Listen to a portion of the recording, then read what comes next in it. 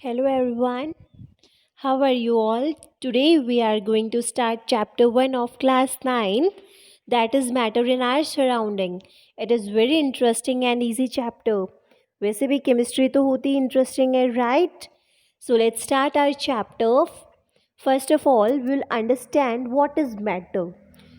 So my dear friends, anything which surround us or which is surrounding us is known as matter. Matter can be a chair, water, table, minerals, rocks, or we human beings are also an example of matter. Why we are considered as matter?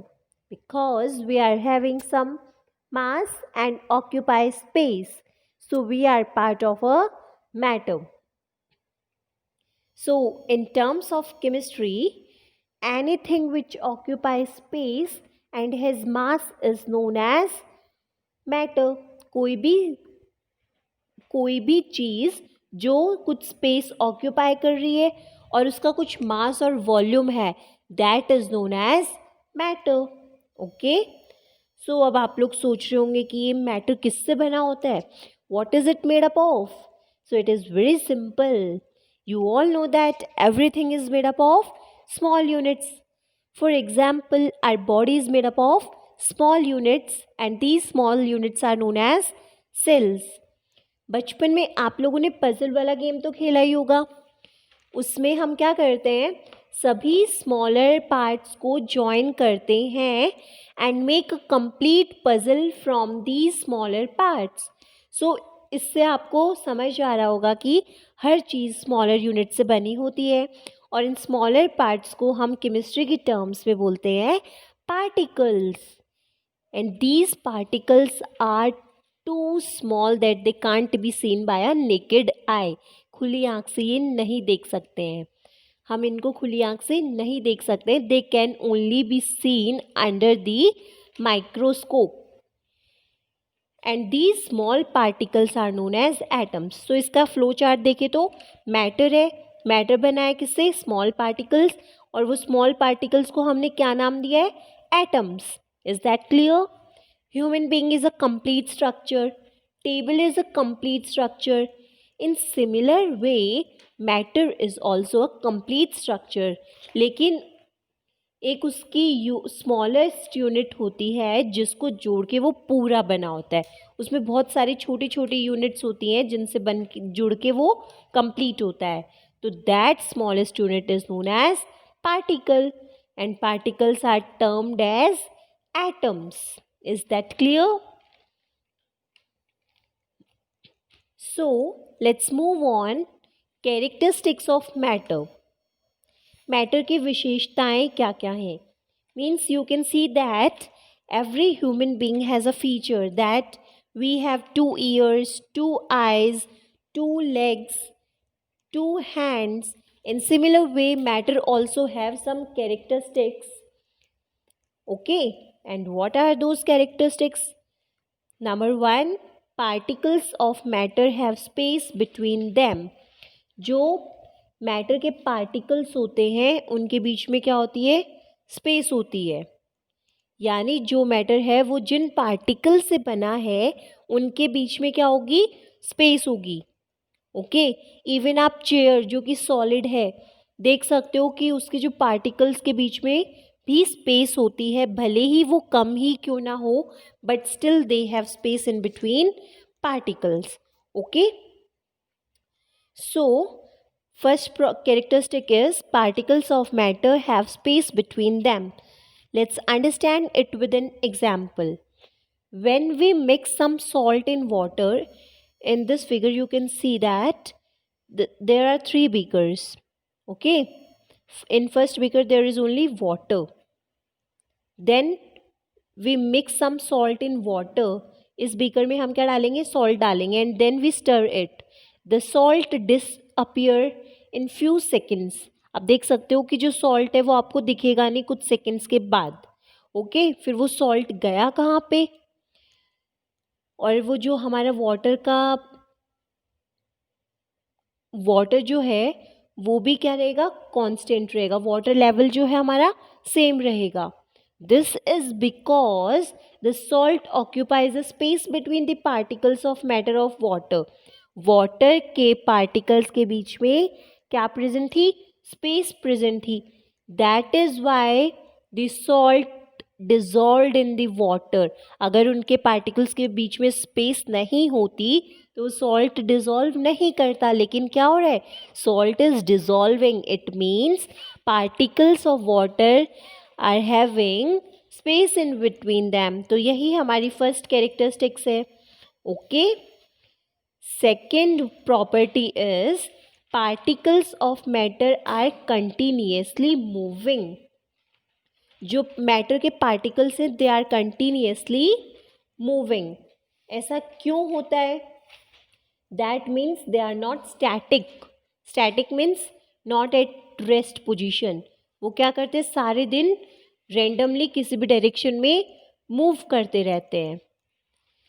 अब यहाँ पे continuous motion से एक concept आएगा kinetic energy का. अब आप सोच रहे होंगे ना कि पार्टिकल्स हमेशा मोशन में ही क्यों रहते हैं?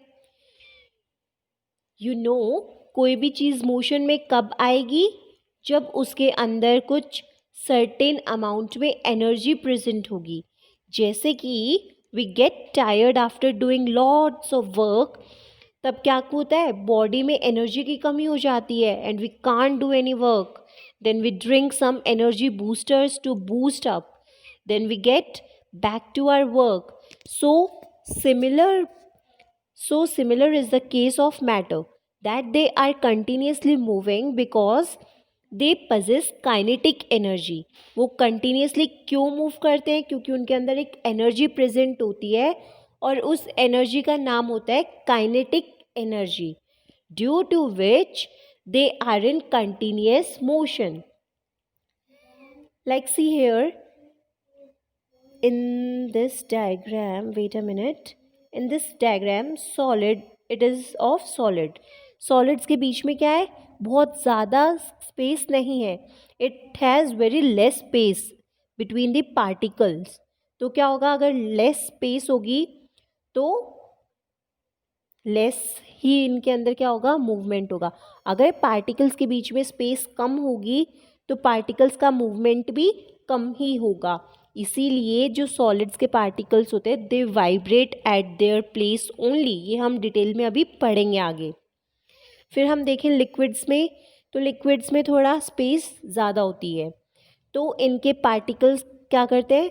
मूव करते हैं because they are having little space between the particles, hence they are in movement, in motion. In third case it is of gaseous. Gaseous में जो पार्टिकल्स होते हैं they are far apart from each other. उनके अंदर काफ़ी space होती है. So they are in continuous motion. Okay.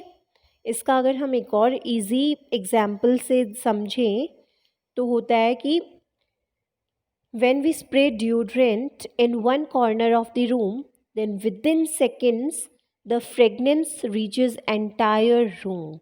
That means particles are continuously moving. And why they are moving continuously? Because they have kinetic energy. Next point we need to understand is that temperature is directly proportional to kinetic energy. जो temperature है वो kinetic energy के directly proportional है. इससे क्या समझ आया? कि जैसे जैसे आप टेम्परेचर बढ़ाएंगे तो काइनेटिक एनर्जी भी पार्टिकल्स की क्या होगी? इंक्रीज होगी. और जैसे ही काइनेटिक एनर्जी इंक्रीज होगी पार्टिकल्स विल मूव फास्टर. तो मैंने क्या बताया है? When we increase the temperature kinetic energy of particle also increases, hence the particle moves very fast. Example, hot sizzling food. घर में गर्मा गर्म खाना बन रहा है, हलवा बन रहा है, तो उस हलवे की खुशबू किसको आ जाएगी?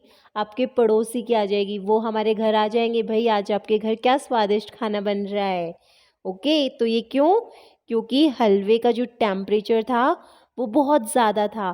तो जो हलवे की वेपर्स थी वो वहाँ से मूव करके कहाँ चली गई? आपके पड़ोसी के घर पे. ओके. तो आपके पड़ोसी को खुशबू आई क्योंकि टेम्परेचर ज़्यादा था हलवे का, तो पार्टिकल्स की काइनेटिक एनर्जी इंक्रीज हुई, और जैसे ही काइनेटिक एनर्जी इंक्रीज हुई तो पार्टिकल्स फास्टली मूव करके कहाँ गए, आपके नेबर के घर पे. Is that clear? And the third characteristics of matter is particles of matter attract each other. जो मैटर के पार्टिकल्स होते हैं वो एक दूसरे को अट्रैक्ट करते हैं इजीली. ओके, तो इसका एग्जाम्पल हम लें तो क्या होगा? फॉर एग्जाम्पल, एग्जाम्पल के तौर पे आप लीजिए कि a diver is able to cut through water in swimming pool. Which property is it? Okay, एक डाइवर है, स्विमर है, वो स्विमिंग इजीली कर पा रहा है पानी में. ऐसा क्यों? बिकॉज जो पार्टिकल्स ऑफ मैटर है ना, वाटर के जो पार्टिकल्स हैं वो थोड़े दूर दूर होते हैं. Okay, particles of matter attract each other, हम ये पढ़ रहे हैं इसमें. ओके, तो क्या होता है, जो हमारा पानी है उसके पार्टिकल्स थोड़े दूर दूर होते हैं, तो डाइवर स्विमिंग कर पाता है इजीली, एकदम से पानी में हाथ घुसा लेता है. उसमें होता क्या है, जो फोर्स ऑफ एट्रैक्शन है पार्टिकल्स की वो इतनी स्ट्रॉन्ग नहीं होती है कि डाइवर का हाथ ना जा पाए, तो इसलिए diver can easily swim in water. Okay, क्योंकि फोर्स ऑफ एट्रैक्शन वहाँ पे क्या होती है, वीक होती है वाटर की, इसलिए diver can cut through the water. But in solids such as wooden plank आपने लिया, we can't move our hand in wooden. हम वुडन प्लैंक के अंदर से अपना हाथ नहीं निकाल सकते ना, you will get hurt, because in solids force of attraction is more, क्योंकि वहाँ पे स्पेस क्या होता है पार्टिकल्स के बीच में, लेस होता है, तो that's why force of attraction is मोर. तो ये क्या शो कर रहा है, particles of matter attract each other. Is that clear? And fourth one, we have discussed earlier that particles of matter are too small in size. So my dear friends, मैं आपको एक और टर्म बताना चाहूँगी इसके अंदर, दैट इज़ डिफ्यूजन. डिफ्यूजन का मतलब क्या होता है? ब्राउनियन मूवमेंट हमें समझना पड़ेगा. Brownian movement is zigzag path traveled by particles of matter.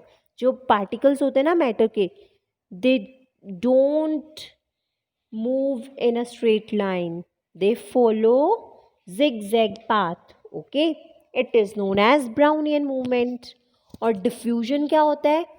Intermixing of particles of two different types of matter. दो different type के matters का आपस में mix होना is known as diffusion. या फिर हम बोल सकते हैं the movement of particles from region of higher concentration to region of lower concentration. मतलब कि यहाँ पे सपोज पानी ज़्यादा है और एक साइड पानी कम है, तो क्या होगा, जो जहाँ ज़्यादा पानी है वो किसकी तरफ मूव करना चाहेगा, कम पानी की तरफ जाने की कोशिश करेगा. तो movement of particles from region of higher concentration to lower concentration is known as diffusion.